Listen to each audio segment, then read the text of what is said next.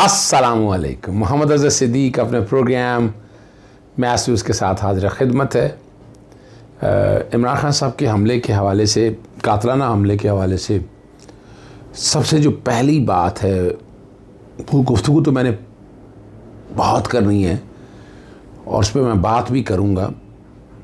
सबसे पहला जो मसला है कि जिस तरह की प्रेस कॉन्फ्रेंस राना सनाउल्लाह ने और ख्वाजा आसिफ ने की है और डॉक्टर अनवर सजाद की बातें दो मैं आपको बताता हूँ। सफाई निस्फ़ इक़बाल जुर्म है, हाथ से ज़्यादा खलूस इंसान को मशकूक बनाता है। दोनों की प्रेस कॉन्फ्रेंस ने साबित कर दिया कि जो मजहबी एक रंग देने की कोशिश की जा रही है उनके पीछे वही एजेंडा उनका सामने आ गया। जो लफ्ज़ फितना या इस तरह का लफ्ज़ इस्तेमाल करके तो इंस्टिगेट तो आपने खुद किया, फिर तो कातिल तो आप खुद बैठे ना। यानी जो FIR है उसमें राना सनाउल्लाह और ख्वाजा आसिफ तो मेन मुल्जिम आ गए ना सारे में। और दोनों की प्रेस कॉन्फ्रेंस को उठा कर देख लें, बाकी एक अच्छा वकील हो, एक अच्छा इन्वेस्टिगेशन ऑफिसर हो तो उसे तो देर नहीं लगेगी इनको पकड़ के, इनके सारा कुछ सामने आ जाएगा कि ये वो लोग हैं जिन्होंने, देखे ना कौन लोग हैं, इन्होंने आकर बातें की हैं। वो मरियम सफदर को चाहे ले लें या राना सनाउल्लाह को ले लें या इन सब लोगों ने जो बातें की हैं, शहबाज शरीफ को ले लें, ये सारे वो लोग हैं कि जिन्होंने इस बारे में और फिर उसको रंग ये देने की बात, बजाय ये कि आप इंक्वायरी और इन्वेस्टिगेशन करें, आप तस्वीर का रंग ही कुछ और दे रहे हैं। भाई वो बंदे तो मारने वाला ही नहीं है, वो नीचे से जो गोली लगी है, अगर वो लगा जाए जिस तरह की गोली, चार गोलियां तो इमरान खान साहब के टांग में से निकली है, इसका मतलब है या तो वो 12 बोर है, देखा ना, या तो वो 12 बोर है, शरे आए हैं और वो शरे लगे हैं, या कोई और गन है। तो वो गन नीचे वाली तो नहीं है ना, यानी उसमें से अगर अपना ब्रस्ट अगर उसने निकाले भी हैं मैगजीन से तो कितनी गोली निकली होंगी। तो ये तो खुद आप यानी अगर आप वाकई आपकी FIA या IB या स्पेशल ब्रांच या आपका तजर्बा ज़्यादा है तो आपको तो समझ आ जानी चाहिए इस बात को। राना सनाउल्लाह ने जो बात की है थोड़ी सी वो सुन लीजिएगा और थोड़ी सी जो है ख्वाजा आसिफ ने जो बात की है वो सुन लीजिएगा। PTI की क़यादत से भी और खान साहब से भी ये अपील करेंगे कि वो अपनी सिक्योरिटी के मामलात को दोबारा से देखें और अपने उस रवैये में जो है वो तब्दीली लाएं जिसका जिक्र कल असद उमर साहब ने बात करते हुए किया कि जी हमने खान साहब को कई बार कहा था कि जी हालात ठीक नहीं हैं, थ्रेट्स बहुत हैं, लेकिन उन्होंने कहा कि कोई बात नहीं, अल्लाह मालिक है, देखा जाएगा। ये रवैया जो है ये किसी मजीद हादसे का जो है वो बाइस बन सकता है। हम इस बात को रिकॉर्ड पे भी लाना चाहते हैं और on behalf of federal government, वजारत दाखिला, मैं ये बात पूरे जोर से जो है ये PTI की क़यादत और खान साहब के सामने रखनी चाहता हूँ कि वो इस बारे में अपने रवैये को भी बदलें और अपने मामलात को जो है वो इस तरह से अरेंज करें। हमें उनके किसी जो है वो ना एहतजाज से, ना उनके लॉन्ग मार्च से जो है वो ना कोई डराने की बात है, ना कोई रोकने की बात है, लेकिन ये चीज़ें ऐसी हैं कि जिनको उनके नोटिस में लाना जो है ये बहुत ज़रूरी है। हमें उम्मीद है कि वो इस चीज़ को जो है वो हवा में नहीं उड़ाएंगे, बल्कि इसके ऊपर जो है वो अपनी पूरी तवज्जो जो है वो देंगे। शुक्रिया।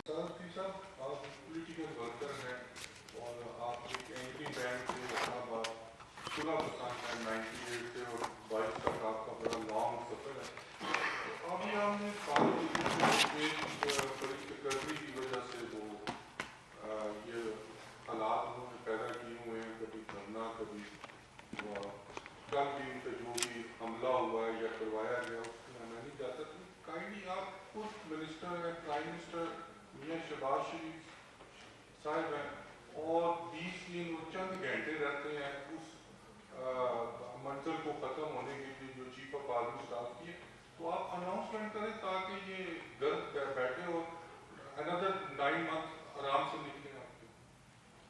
नहीं, मसला अगले 9-10 महीने निकालने का भाई नहीं है। बात यह है कि हर चीज़ का एक तरीकाकार है। कौन सी आग लगी हुई है और कौन सा तूफ़ान आया हुआ है कि किसी के दबाव के ताबे आप वक्त से पहले कोई काम करें। एक लीगल कोर्स है, नॉर्मल कोर्स है, पहली बार तो नहीं होना, वो कोर्स उसी के मुताबिक होगा और वो होगा, और कानून और आइन जिसको इख्तियार देता है वो अपना इख्तियार इंशाअल्लाह ताला इस्तेमाल करेगा। रह गया जो इनके पेट में दर्द है खान साहब, उसका बड़ा सादा सा जवाब है। अब 75 साल बाद हमें एक बात समझ आ जानी चाहिए कि जो फौजी सरबराह की तकर्री, अगर कोई ये समझता कि मैं अपनी मर्ज़ी का आदमी ले आऊँगा और वो मेरी मर्ज़ी से चलेगा तो उससे बड़ा बेवकूफ़ कोई नहीं है। तो हम तजर्बाकार लोग हैं, हमें इस तरह की कोई गलत फहमी नहीं है। मेरिट भी इंशाअल्लाह ताला होगा। सब प्रोफेशनल्स हैं, जो प्रोफेशनल मेरिट पे सामने आता होगा उसका फ़ैसला खुद ब खुद होगा, जो अल्लाह ताला को मंजूर होगा। उसमें किसी मुदाखलत की ज़रूरत ही नहीं है। इसको स्मूथ सेलिंग रहने दें, इसको इंटरप्ट करने की ज़रूरत ही नहीं है। जी जी, बताएं कि वो लोग आप पर इल्जाम लगाते थे कि आपकी हुकूमत 15 किलोमीटर तक है। अच्छा जी। अब वहाँ पे 200 किलोमीटर तो कैसे आप पर इल्जाम लगा रहे हैं? आप लोग वफाकी हुकूमत क्या कर रही है इस सिलसिले में कि किस पर इल्जाम आएगा? गुजारिश ये है कि ये जो इमेच्योर पार्टी आई है ना जी, आई है या लाई गई है या जो भी डिज़ाइंड है ये सारा कुछ प्रोजेक्ट इमरान, उन लोगों के पास तो कोई बुनियाद नहीं है। हम बिला वजह किसी का नाम नहीं लेना चाहते। हमारी डिमांड और डिज़ायर ये है कि गैर जानिबदाराना इन्वेस्टिगेशन हो, एक GIT हो जिसमें वफाक और पंजाब के हाई प्रोफाइल अफसरान शामिल हों, रियासती इदारों के, और एक टाइम लाइन और सबूतों के साथ सामने आए। That's it. जिस तरह से आपने कहा कि जो ताकतें उनको लेकर आई थी और अब उनको खमियाजा भुगतना पड़ रहा है। मैंने ये नहीं कहा, खुमियाजा का वर्ड आपका, मेरा नहीं है। चलिए, आपने जो भी बात की सर उसके ऊपर बताइएगा कि क्या आपको नहीं लगता कि अब जो हुकूमत आई है वो कानूनी और आईनी तरीके से आई है, और जो इस इख्तियार जो था, जो एहतजाज आप लोग करते थे उसके ऊपर भी वो लोग बर्दाश्त करते थे, तो क्या आपको नहीं चाहिए था कि इनको इजाज़त दे देते इस्लामाबाद में आने की और वक्त पर ही आ जाते और यहाँ बैठ जाते? अदालतों के अंदर जाके ये फैसले करवाना और ये जो अपने मुतालबात मनवाना, क्या ये दुरुस्त काम है? दो बातें जी। एक पे इमरान खान पाकिस्तान का सबसे बड़ा झूठा और नाकाबिल एतबार आदमी है।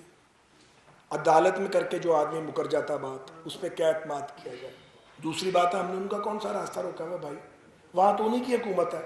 अब उनकी मर्जी है, उनका दिल ही नहीं कर रहा आने को, या पता नहीं वही घूमते जा रहे हैं, घूम का प्रोग्राम बन रहा है। कभी इधर चले जाते हैं, कभी उधर चले जाते हैं।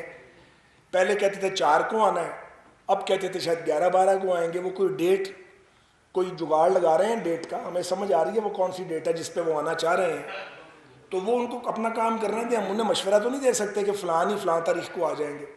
जो कानून का तकाजा वो पूरा होगा। एक सर्टन एरिया वहाँ आने की इजाज़त नहीं है। जो अदालती अहकाम है उनको फॉलो किया जाएगा इंशाल्लाह रिलीजियस। इमरान खान साहब ने कहा है कि उसको अल्लाह ताला ने एक नई जिंदगी दी आप लोगों को सीधा करने के लिए, तो वो क्या आप लोगों को सीधा करना चाह रहे हैं या किसी और को चाह रहे हैं? जो किसी को सीधा करता है उसको पहले खुद सीधा होना चाहिए। वो खुद टेढ़े हैं, पहले अपने आप को सीधा करे आदमी, फिर दूसरों की बात करे।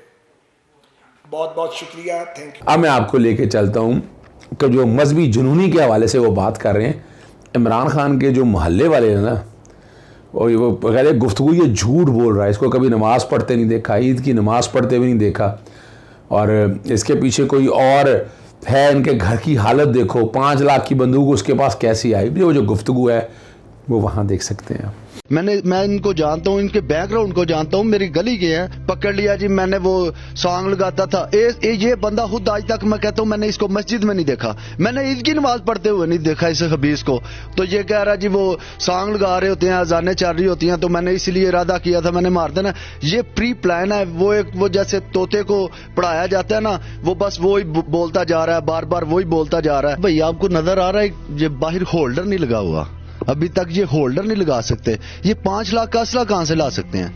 और सबसे पहली बात ये है, मुझे एक चीज की समझ नहीं आई, इतना बड़ा वकूआ होता है और उसकी जो है ना फौरन वो बयान उसका जो लीक किया जा रहा है, इसके पीछे भी कोई साजिश है। अच्छा, इसी चीज़ को सामने रखते हुए आपने देखा कि मुजाहरे पूरे पाकिस्तान के अंदर हुए, लाहौर में भी हुआ, लेकिन तकलीफ दे बात है कि वो आंसू गैस जिस तरह इस्तेमाल की गई फैज़ाबाद में, तो वफाकी हुकूमत तो अपना काम पूरा कर रही है, वो तो बाज़ नहीं आ रही है, वो तो बाज़ नहीं आ रही है।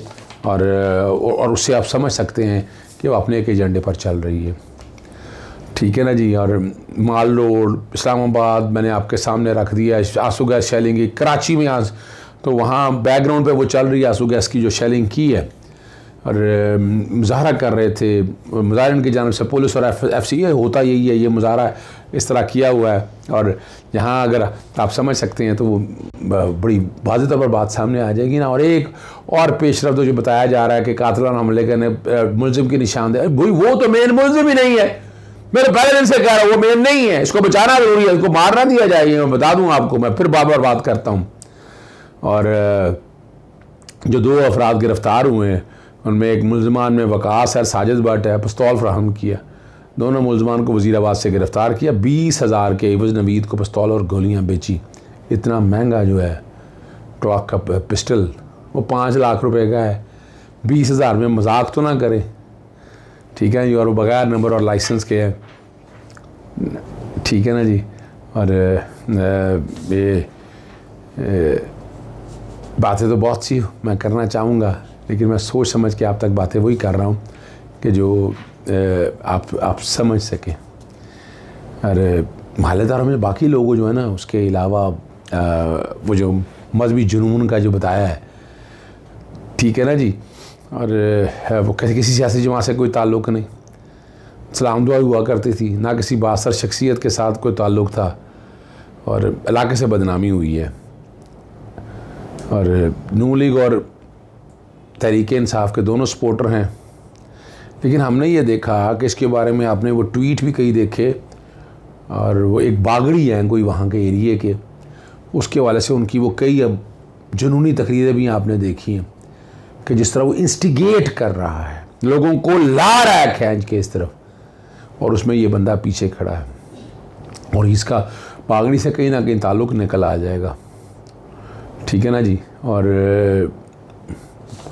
वहाँ से आपको अंदाज़ा आप समझ सकते हैं कि बातें किस तरफ जा रही हैं और क्या होना जा रहा है। ठीक है ना जी। इमरान खान साहब जो आगे एजेंडा है वो आप ज़रा समझ आइएगा आगे क्या होना है।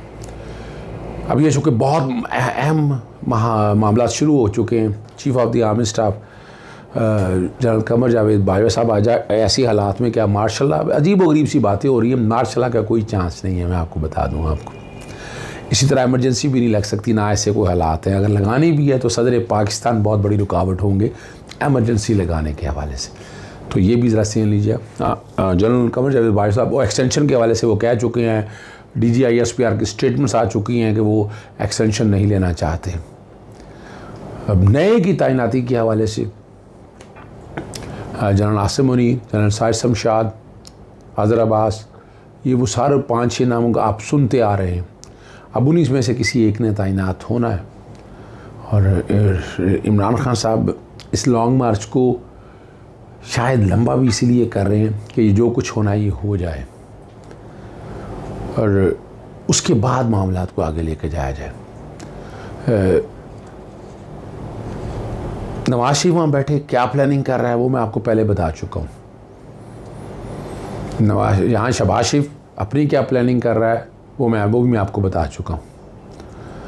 ठीक है ना जी। आप वो भी समझ सकते हैं कि बात क्या है और हालात और वाक़यात किस तरफ चल रहे हैं। वो समझने के लिए ज़रूरी है। और क्या ये बातें आगे जाएंगी? क्या इसका कोई मंतकी अंजाम आएगा? और इसका सियासत पे कितना असर है?